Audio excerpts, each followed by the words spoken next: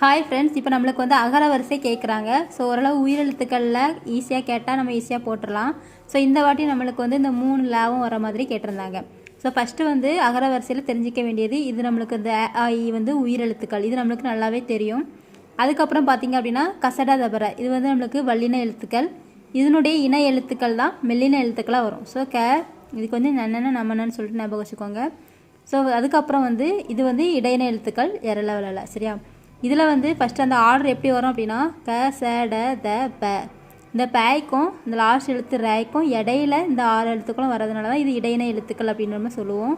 So அதுக்கப்புறம் first கேக்கு இணை எழுத்து ந, அப்போ இந்த ஆர்டர் எப்படி வரும் அப்படின்னா கே ந ச ஞ ட ந த ந ப ம அப்படி தான் வரும். எரல வளல லாஸ்ட்டில் வந்து ரேன வரும். சரியா? இப்போ கசட தப லாஸ்ட்டில் ர, அதோட இணை எழுத்து வந்து லாஸ்ட் எழுத்து என்.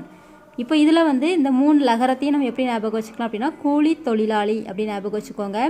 ஸோ இப்போ இதில் வந்து ஃபஸ்ட்டு வந்து இந்த ல வரும், அதுக்கப்புறம் நம்மளுக்கு லகரம் சிறப்பு லகரம், அதுக்கப்புறம் லாஸ்ட்டில் வந்து லி.